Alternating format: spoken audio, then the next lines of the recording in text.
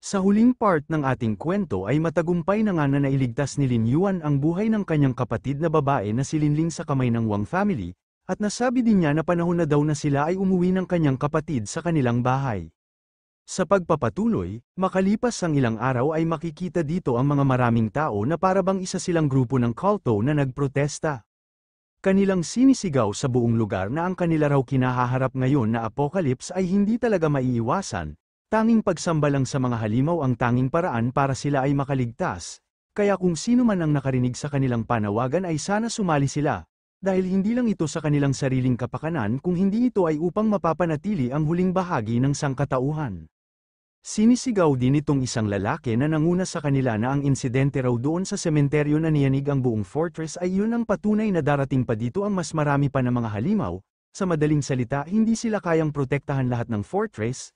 Ang tangi lang na paraan na sila ay makaligtas ay dapat kanilang sambahin ang mga halimaw para sila ay mabuhay. Makikita dito si Lin Yuan na wala na lang siyang masabi sa mga pinagsasabi ng mga tao na nagprotesta. Samantala, itong si An Chi ay masaya na kanyang ipinamigay sa mga tao ang kanyang daladalang papel na kanyang sinaad kay Lin Yuan na sa lahat raw ng mga halimaw ang pinaka-inirekomenda niya ay ang Bone-Face Beast dahil ito raw ay isang himala na iniwan ng Diyos, at siya din daw ang nagligtas sa kanya noong nakaraan. Talagang isa siyang tunay na banal na sugo na nagdadala ng kabutihan sa mundo. Perpekto ang Bone-Face Beast para sa kanya siya sumuko upang kanyang maging Panginoon. Nang nasa kamay na ni Lin Yuan ang papel na ibinigay ni An Chi ay lumabas na lang ang pawis sa mukha ng ating bida na kanyang tinanong si An Chi na medyo marami naman daw ibang mga halimaw bakit sa Bone-Face Beast pa siya magpapasakop. Masaya lang naman na tumugon sa kanya si An Chi na kung balak raw ba ni Lin Yuan na samahan siya upang silang dalawa ay magpapasakop sa Bone-Face Beast, dahil isa din naman siya sa mga survivor doon sa sementeryo, kung hindi lang raw dumating ang kanyang Panginoon na Bone-Face Beast ay sigurado na matay na ang sex user na katulad ni Lin Yuan doon, kaya dapat nasambahin din niya ang Bone-Face Beast. Sa mga binanggit na mga salita ni An Chi patungkol sa kanyang Panginoon na Bone-Face Beast ay tinanong siya ni Lin Yuan na paano raw ba niya ito nasabi. Masaya naman na nagpapaliwanag ang dalaga kay Lin Yuan, ayon pa niya na kanya raw ialay ang lahat para sa kanyang Panginoon. Ang kanyang katawan maging ang kanyang kaluluwa ay itong lahat ay para lang sa kanyang Panginoon. Dahil ito lang raw ang tanging paraan na kanyang magagawa upang maipakita niya sa kanyang Panginoon ang kanyang pagsamba sa kanya.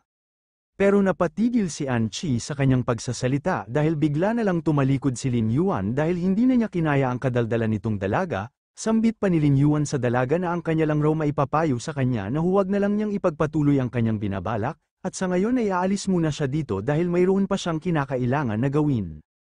Agad naman na pinigilan ni An Chi si Lin Yuan na umalis dahil kinakailangan pa raw nilang gawin na tanyag ang Bone-Face Beast sa loob ng organisasyon, hindi lang doon dahil dadalhin din niya ito sa entablado ng mundo, kaya kailangan nilang gawin ang Bone-Face Beast na nag-iisang tunay na Diyos dito sa buong mundo. Makalipas ang ilang sandali makikita si Lin Yuan na seryoso na nakatayo sa itaas ng building na kanyang iniisip na parang ang mundo raw na ito ay patungo sa kakaibang direksyon. Ngunit bigla na lang lumitaw itong kanyang bagong alagad na lalaki upang magbigay ng ulat sa kanyang Panginoon. Sinabi pa niya kay Lin Yuan na nakabalik na daw siya galing doon sa Justice Division, at tinanong naman ni Lin Yuan ang kanyang alagad na kung wala raw bang nakakaalam na patay na ang pinakabatang deputy minister. Ang lalaki pala na ito ay ang corpse guard ni Lin Yuan na si Wang Mu na pinatay ni Lin Yuan doon sa sementeryo. Ayon naman ni Wang Mu kay Lin Yuan na masyado raw siyang nag-iingat kaya hindi nila malalaman na siya ay wala na sa kanilang panig. Dagdag pa ni Wang Mu na natapos raw niya ng maayos ang ibinigay sa kanya na utos na alisin ang anumang bakas ng kanyang Panginoon doon sa sementeryo. Ginawa raw niya ang paglilinis gamit ang kanyang kapangyarihan. Nalaman din niya na ang nag-iisang tagapagmana ng pamilyang Wang na si Wang Kong ay kasalukuyan ngayon na iniimbestigahan. Siya ang kasalukuyan na pinakamalakas na fire element na nagising dito sa buong fortress. Mayroon din siyang hindi mabilang na mga disciple, at si Wang Yan ay opisyal din niya na disciple. Sa ibinigay na impormasyon ni Wang Mu ay nagsaad sa kanya si Lin Yuan na nakuha raw ng tao na iyon ang lahat ng kayamanan ng Wang family, at ngayon nagpapanggap siya na maging tagapamagitan sa kanila. At hindi na siya magtataka kung gusto niyang makipagkita sa kanya. Sinabi din ni Lin Yuan kay Wang Mu na nais raw niyang tumungo kung nasaan ang tao na iyon upang makipagkita. Sa kagustuhan ni Lin Yuan na makipagkita kay Huang Long ay nag-alala si Wang Mu na kanyang sinabihan ang kanyang master na mag-ingat raw ito kapag siya ay tumungo doon, dahil ang Huang Mu na iyon ay masyadong malakas, at kanyang iminumungkahi sa kanyang master na siguro umiwas muna sa kanya para hindi magkaroon ng direktang confrontation. Kampante lang naman na tumugon sa kanya si Lin Yuan na huwag na itong mag-alala sa kanya dahil mayroon na siyang nakahanda na plano, kaya ipagpatuloy na lang niya ang kanyang papel bilang undercover sa dibisyon ng katarungan, at huwag din niyang kalimutan na isa na siyang corpse guard ngayon. Sa sinabi ni Lin Yuan ay pinasangayunan naman ito ni Wang Mo na siya ay isa ng bangkay ngayon, kaya ang kanyang buhay ngayon ay pagmamay-ari na ng kanyang master, maari itong kunin ng kanyang master kahit anong oras, kaya siya ay isa ng tapat na aso nang nagbigay sa kanya ng buhay. At inutusan na nga ni Lin Yuan si Wang Mo na maaari na itong umalis.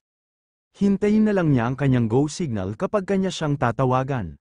Na agad naman pinasangayunan ni Wang Mo ang utos sa kanya ni Lin Yuan, pahabol pa na sabi ni Lin Yuan kay Wang Mo na alam raw niya na gusto niyang kontrolin ang buong fortress, pero ngayon ay isa na siya sa kanyang 7 card na kanyang nasasakupan sa Corpse Vine, at huwag na din itong mag-alala dahil makakamit din niya ang kanyang pinapangarap, pero sa ngayon ay kinakailangan muna niyang umalis upang makipagkita kay Huang Long. Makalipas ang ilang sandali ay ipinakita sa eksena ang Fire Dragon Ability Hall, at dito makikita si Lin Yuan na nakatayo sa harapan ni Huang Long na pinapalibutan ang kanyang maraming mga tagasunod.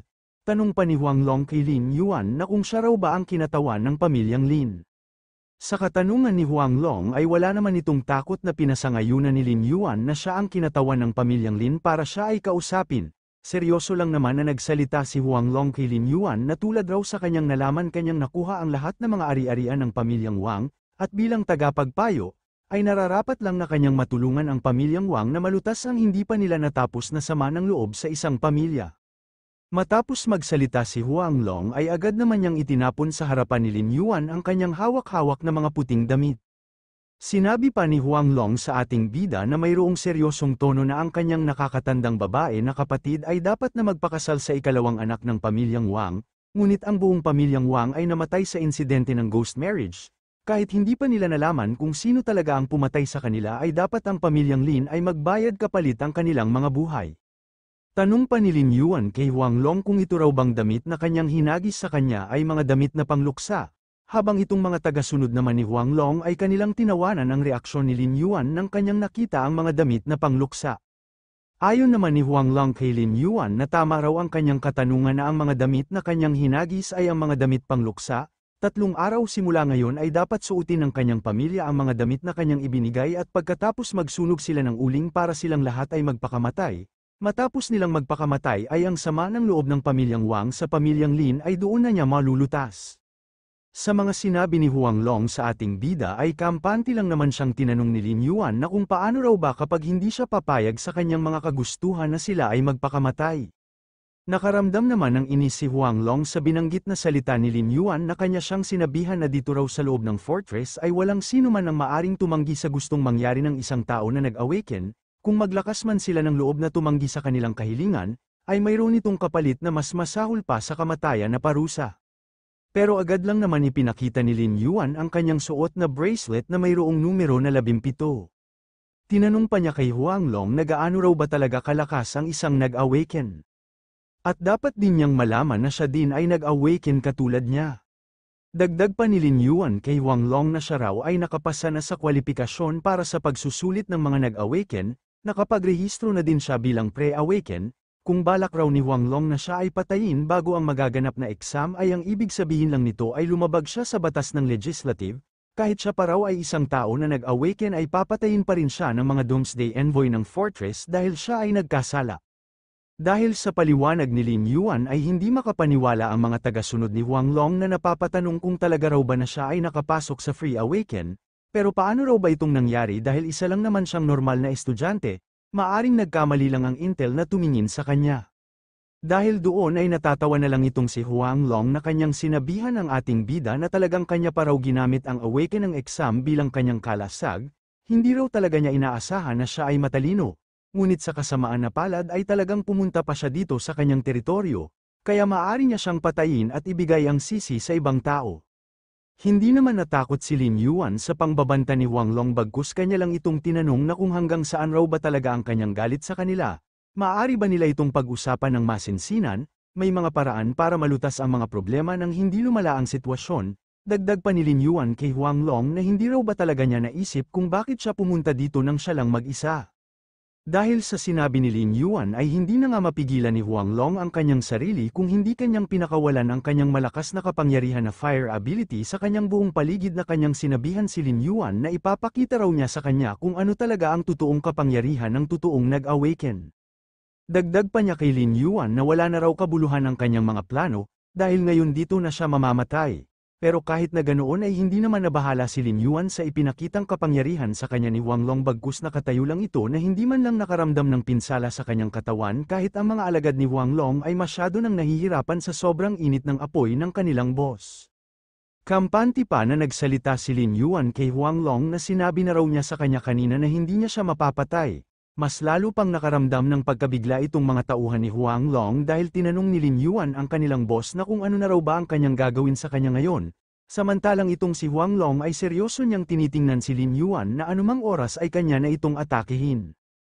Pero nagtataka itong mga alagad ni Huang Long dahil ang init raw ng apoy ay bigla na lang naglaho at ito ay napalitan ng lamig. Makalipas ang ilang sandali ay sumambulat sa buong lugar ang malaking yelo na maging ang mga tauhan ni Huang Long ay nakulong dito. At wala man lang nagawa ang apoy ng kanilang boss upang tunawin ang mga yelo na pumapalibot sa buong lugar. Dahil dito ay nasabi na lang ni Huang Long sa ating bida na maswerte raw siya dahil nagawa niyang makahanap ng makapangyarihan na kakampi na maaring tumulong sa kanya anumang oras. Ang nagmamay-ari pala nitong kapangyarihan na yelo na pumapalibot sa buong lugar ay itong magandang babae. At seryoso pa niyang tinawag ang pansin ng kanyang junior brother na si Huang Long. Tanong pa niya kay Huang Long na mayroong seryosong tono na kung gusto raw ba niya siyang patayin. Ang pangalan pala ng magandang babae na ito ay si Ning Zuan, isa din sa mga nag-awaken, na gumagamit ng ice ability. Sa katanungan ni Ning Zuan ay sumagot sa kanya si Huang Long na ang ice type awaken ay normal lang na kanyang mapipigilan ang fire type na mga abilidad. Ngunit huwag niyang kalimutan na siya ang pinakamalakas na fire type ability user. Kahit masunog man ang kanyang kaluluwa basta't masunog lang niya siya hanggang abo ay kanya itong gagawin ng walang pag-alinlangan. Sa mga sinabi ni Huang Long ay seryoso na nagsalita sa kanya si Lin Yuan na alam raw niya na silang dalawa ay nakatakda na maglaban. Pero sa ngayon ay hindi na kinakailangan na makialam ang kanilang senior para sa kanilang magaganap na laban, ngunit ito lang ang masasabi niya sa kanya na hindi niya siya kayang patayin. Kung susubukan mong umatake ng mayroong dahas sa ilalim ng proteksyon ng kanyang senior sister ay hindi ka lang matatalo kung hindi pati na din ng Doomsday Envoy ay magpapasya sa iyong kaparusahan, dahil sa iyong pagpigil sa kanyang magaganap na gaganapin na Grand Trial, ipagpaliban na lang muna nilang dalawa ang kanilang magaganap na laban at kanila na lang itong ipagpatuloy kapag natapos na siya sa kanyang Grand Trial. Dahil sa mga binanggit na salita ni Lin Yuan ay nainis sa kanya si Huang Long na kanyang tinanong si Lin Yuan na paano raw ba siya naglakas ng loob na banggitin na siya ay makakapasa sa Grand Trial. Ayon naman ni Lin Yuan na kahit pumasa man siya o hindi ay sa sandaling mawawala ang proteksyon ng pagsubok ay maaari na niya siyang atakihin anumang oras, sabay sinabihan ni Lin Yuan ang kanyang senior sister Ning Zuan na maaari na silang dalawa na umalis. Habang papaalis sila Lin Yuan ay nagsalita si Ning Zuan kay Huang Long na itong kanyang extreme frost effect ay mawawala ang bisa sa loob ng 30 na segundo. Idinagdag pa niya kay Huang Long na kapag kanyang atakihin ang kanyang junior brother kahit hindi pa natapos ang Grand Trial ay hindi lang niya siya papatayin kung hindi kanya din uubusin ang lahat niyang mga disciple. Makalipas ang ilang sandali ay makikita na nga ang dalawa na naglalakad habang nag-uusap. Sinabi pa ni Ning Zuan kay Lin Yuan na ngayon raw ay agad na siyang babalik doon sa Northern Abyss, dahil sa pagkakataon na ito ay bumalik lang siya dito para tuparin ang kahilingan ng kanyang junior brother na bigyan siya ng proteksyon, ngunit sa huli ay kinakailangan na harapin ito ni Lin Yuan nang siya lang mag-isa, at ang pag-aayos din ng kanyang cultivation ay hindi dapat maantala. Sagot naman sa kanya ni Lin Yuan na kanya raw naiintindihan kung bakit siya tinulungan ng kanyang senior sister dahil sa tingin niya mayroon siyang potensyal at sa kanila din relasyon dalawa. Pero sa bandang huli ang kanyang makakamit na tagumpay ay nakasalalay pa rin sa kanyang mga kamay. Dagdag pa na tanong ni Lin Yuan na bakit babalik kaagad ang kanyang senior sister doon sa Abyss, hindi ba pwede na pumarito muna siya ng ilang sandali? Ayon naman ni Ning Zuan na kinakailangan niya na tumungo ngayon doon sa Hilagang Abyss, dahil ang labas nito ay masyado nang nakakabahala, iyon ay ayon sa bagong ibinigay na balita ng Fortress No. 26, kaya sa sitwasyon nila ngayon ang kanilang fortress ay maaaring hindi naligtas sa mga halimaw, kaya dapat lumakas kaagad ang kanyang junior at kanyang ipasa ang Grand Awaken Trial. Sa paliwanag ni Ning Zuan kay Lin Yuan ay masaya na tinugon sa kanya ng ating bida na wala raw itong problema sa kanya. Nang papaalis na si Ning Zuan ay napalingon naman siya sa kinatatayuan ni Lin Yuan dahil pinapatigil muna siya ng ating bida, dahil pala mayroong isang piraso ng dahon na nakasabit sa buhok ng dalaga, na kinuha lang ni Lin Yuan. Sinabi pa ni Lin Yuan sa kanya na tapos na raw niyang nakuha ang dahon na nakasabit sa kanyang buhok. Dahil dito ay namumula ang mukha ni Ning Zuan na kanyang sinabihan si Lin Yuan na huwag raw niyang ulitin na biglang lumapit sa kanya. Dahil kapag siya ay nabigla hindi niya mapigilan ang kanyang kamay na kunin ang kanyang espada, sa ngayon ay aalis na siya sa lalong madaling panahon kaya huwag kalimutan ng kanyang junior na mag-ingat palagi. Nang papaalis na si Ning Zuan ay seryoso naman itong tinitingnan ni Lin Yuan hanggang mawala na ito sa kanyang paningin. Sa isip-isip naman itong si Lin Yuan na nagpapasalamat raw siya sa kanyang senior sister dahil bumalik siya dito para lang sa kanya galing sa Abyss Frontline kahit hindi niya direktang sinabi sa kanya. At huwag na din siyang mag-alala dahil hindi lang siya lalakas kung hindi lalakas siya upang protektahan ang kanyang senior sister. Habang abala sa pag-iisip si Lin Yuan ay bigla naman dumating ang isang sasakyan at agad itong nagbigay ng signal kay Lin Yuan. Ang nasa loob pala nitong sasakyan ay si Head Warden na si Bailin na agad lumabas galing sa loob, na kanyang ibinalita sa kanyang master na nakahanda na raw ang mga bagay na pina-order ng kanyang master. Dahil dito ay masaya na tumugon si Lin Yuan kay Bailin na alam raw niya na hindi talaga siya nagkamali sa pagpili sa kanyang kakayahan. Dahil sa ganito kahirap at komplikadong gawain ay nagawa niya ito sa maikling panahon. Sagot naman ni Bailin kay Lin Yuan na tungkulin raw niya na bawasan ang pasanin ng kanyang master.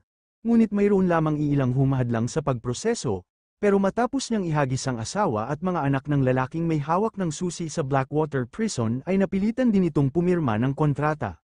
Dahil sa pahayag ni Bailin ay nasabi na lang sa kanya ni Lin Yuan na walang awa at mapagpas siya ang kanyang posisyon ngayon bilang bagong warden, ito ay akma para sa kanya. Sabay iminungkahi ni Bailin kay Lin Yuan na pumasok na siya sa loob ng sasakyan dahil magsisimula ng pag-usapan ang bagay na yun, at mangyari na bumalik muna ang kanyang master doon sa Blackwater Prison, na agad naman itong pinasangayunan ni Lin Yuan dahil sa ngayon panahon na nila para makaalis dito.